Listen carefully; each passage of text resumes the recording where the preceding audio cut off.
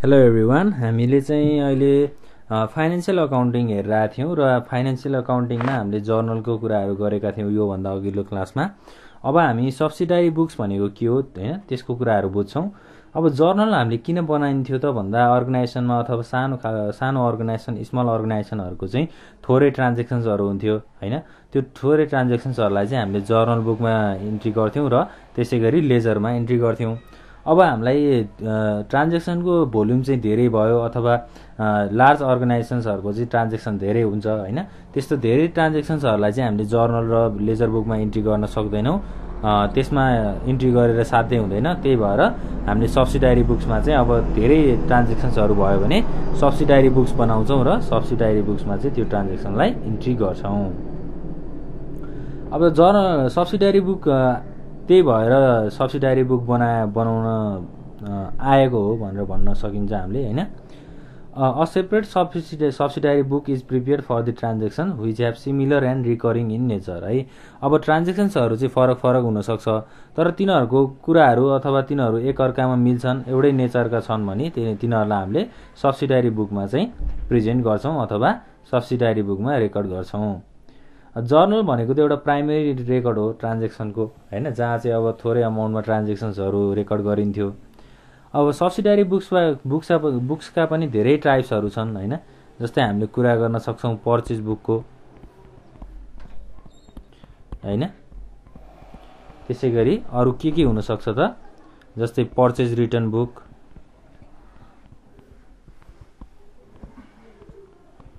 त्यसै गरी अरू के हुन सक्छन् त, सेल्स बुक हैन। त्यसै गरी सेल्स रिटर्न बुक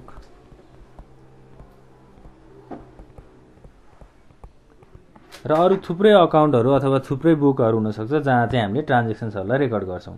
अब सब्सिडारी बुकको हामीले इम्पोर्टेन्स अथवा यसको एडभान्टेज हैन, यसका फाइदाहरू के छन् त्यो पनि हेरौँ। जस्तै इम्पोर्टेन्सको कुराहरू गर्दाखेरि नम्बर 1 मा division of labour, division of labour.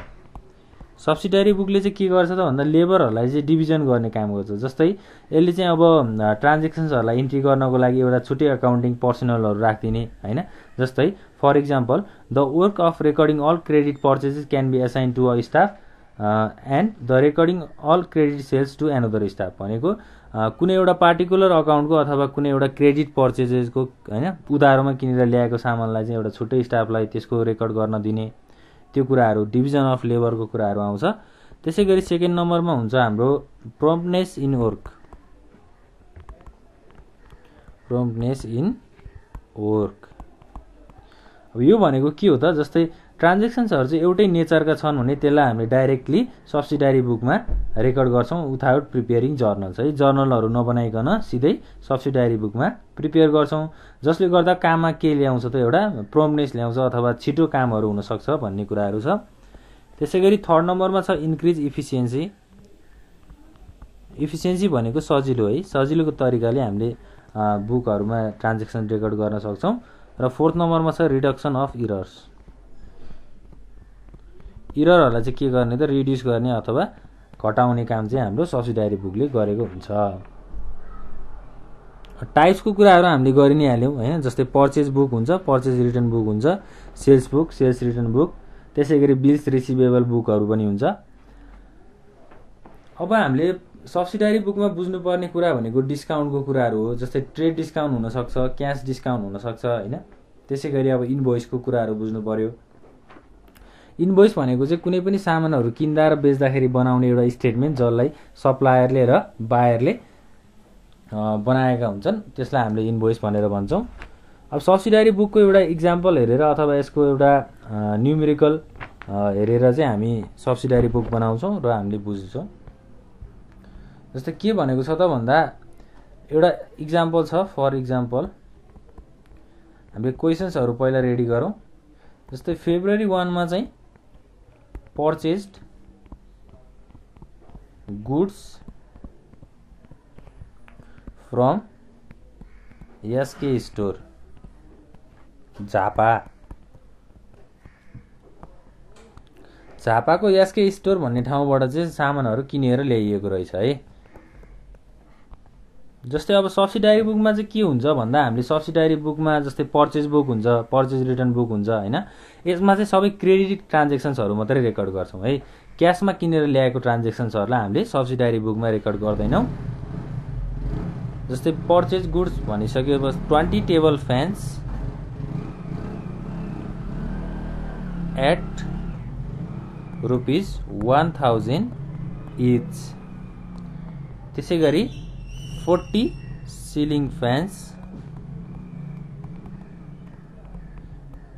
At ₹800 each. यो चाहिँ हाम्रो झापाको एसके स्टोरबाट खरिद भएको सामानहरू है। त्यसै गरी फेब्रुअरी 2 मा छ, फेब्रुअरी 5 मा purchased goods from PP store दाङको पीपी स्टोरबाट के सामानहरू खरिद भएको छ त 80 सिलिङ फ्यान्स एट ₹900 इच। त्यसै गरी 70 टेबल फ्यान्स एट ₹1100 इच। त्यसै गरी ट्रेड डिस्काउन्ट रहेछ कति त, जस्तै हामीले अघि ट्रेड डिस्काउन्ट र क्यास डिस्काउन्टको कुराहरू गरेका थियौँ हैन। अब खरिद गरेर त ल्याउँदाखेरि ट्रेड डिस्काउन्ट चाहिँ 10% भएछ। त्यसै गरी फेब्रुअरी 10 मा जाउँ। फेब्रुअरी 10 मा चाहिँ के भनेको छ त purchase from cash, purchased from cash from ST store चितवनको एसटी स्टोरबाट चाहिँ के खरिद भएको छ त 25 टेबल फ्यान्स एट ₹950 इच। त्यसै गरी 20 सिलिङ फ्यान्स एट ₹800 इच। ल त्यसै गरी अर्को के छ त फेब्रुअरी 21 मा पर्चेस्ड गुड्स फ्रम हिमाल स्टोर हैन, हिमाल स्टोर अफ वीरगञ्जको हिमाल स्टोरबाट के पर्चेज भएको छ अथवा के किनिएको छ त 40 टेबल फ्यान्स एट ₹1000 इच। त्यसै गरी 50 सिलिङ फ्यान्स एट ₹900 इच। त्यसै गरी यसमा ट्रेनिङ डिस्काउन्ट छ 5% है। ल अब यसलाई चाहिँ हामीले के गर्नु पर्यो त हामीलाई रिक्वायर्डमा के भनेको छ त पर्चेज बुक भनेर भनेको छ। अब पर्चेज बुक बनाउनु पर्यो हामीले हैन। पर्चेज बुक बनाउनको लागि हामीले फर्मेटहरू रेडी गर्नु पर्यो। जस्तै हामीले हेडिङमा चाहिँ पर्चेज बुक भनेर लेख्नु पर्यो। त्यसै गरी अब टेबल चाहियो हैन।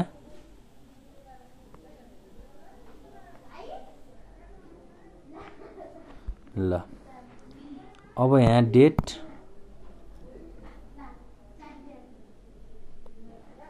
त्यसै गरी पार्टिकुलर्स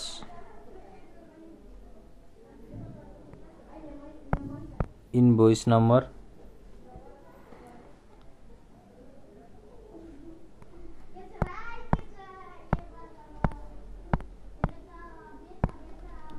लेजर फोलियो नम्बर र अमाउन्टको कुराहरुमा अब डिटेल्स र अमाउन्ट हुन्छ हैन।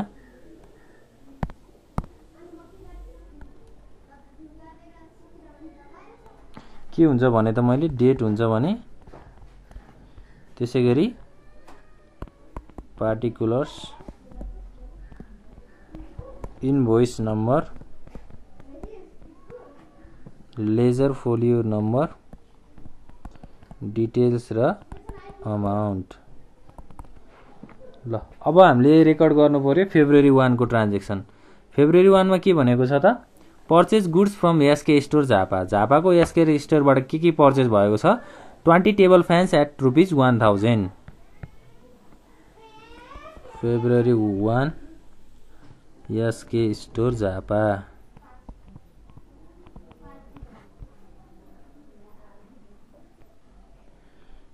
$20 टेबल फ्यान्स एट ₹1000 इच भनेपछि 20 टेबल फ्यान्सलाई, एउटा टेबल फ्यानलाई ₹1000 पर्छ भने 20 टेबल फ्यानलाई कति पर्ने भयो, 20,000 पर्ने भयो, जसलाई हामीले डिटेल्समा लेख्छौँ। त्यसै गरी अर्को के छ, 40 सिलिङ फ्यान्स एट ₹800 इच भनेको 40 एउटा सिलिङ फ्यानलाई ₹800 पर्छ भने 40 वटा सिलिङ फ्यानलाई कतिवटा पर्ने भयो त, 32,000। र अब यसलाई हामीले के गर्नु पर्यो, टोटल गर्नु पर्यो। टोटल चाहिँ हामीले यसरी गर्छौँ र फाइनल अमाउन्टलाई हामीले अमाउन्ट कोलममा लेख्छौँ। त्यसै गरी फेब्रुअरी 12 मा जाउँ, फेब्रुअरी 5 है, सरी फेब्रुअरी 5 मा जाउँ। फेब्रुअरी 5 मा के छ त, purchase goods from PP store Dang. दाङको पीपी स्टोरबाट के पर्चेज भएको छ त, 80 ceiling fans at ₹900 each, 70 table fans at ₹1100 each.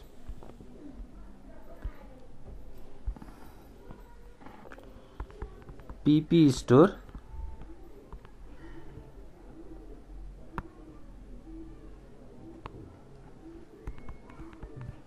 Dang जस्तै के छ त, 80 सिलिङ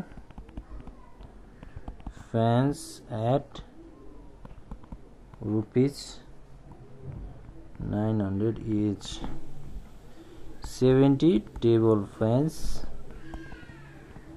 एट ₹1100 इच। ल अब 80 सिलिङ फ्यान्स एउटाको ₹900 पर्छ भनेपछि सबैको 72,000 पर्ने भयो हैन। त्यसै गरी 70 टेबल फ्यान्स एट ₹1100 इच भनेको एउटा टेबल फ्यानको ₹1100 पर्छ भने 70 वटाको कति पर्ने भयो त, 77,000। र यहाँ के भनेको छ त, ट्रेड डिस्काउन्ट भनेको छ लेस 10% ट्रेड डिस्काउन्ट। डिस्काउन्टलाई हामीले जहिले पनि के गर्नुपर्छ, लेस गर्नुपर्छ। अब यो दुईटा जोड्यो भने कति हुन्छ, 1,49,000 हुन्छ है। 1,49,000 को 10% भनेको कति हुन्छ त, 14,000।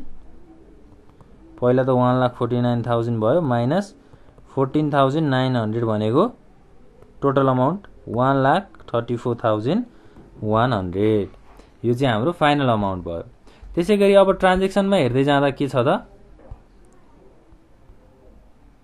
अब यहाँ पर्चेज फ्रम क्यास भनेको छ फेब्रुअरी 10 मा है। क्यासमा पर्चेज भएको कुराहरूलाई हामीले पर्चेज बुकमा इन्ट्री गर्दैनौँ भनेर सुरुमै भनिसकेका छौँ, भनेपछि यसलाई इन्ट्री गर्नु परेन। अब फेब्रुअरी 21 मा हिमाल स्टोर, वीरगञ्जको हिमाल स्टोरबाट के सामानहरू पर्चेज भएको छ अथवा किनिएको छ त, 40 टेबल फ्यान्स एट ₹1000 इच भनेको 40 वटा टेबल फ्यान किनिएको छ। एउटाको कति त, ₹1000 भनेपछि 40 वटाको 40,000 पर्ने भयो। February 21 Himal store Birgunj 40 table fans at ₹1000 each. त्यसै गरी 50 सिलिङ फ्यान्स एट ₹900 इच भनेपछि अब 40 वटा टेबल फ्यान भनेको 40,000 भयो। त्यसै गरी 50 वटा सिलिङ फ्यानको एउटाको ₹900 पर्छ भनेपछि यसको टोटल अमाउन्ट भनेको 45,000 भयो। र यसमा पनि डिस्काउन्ट, ट्रेड डिस्काउन्ट छ।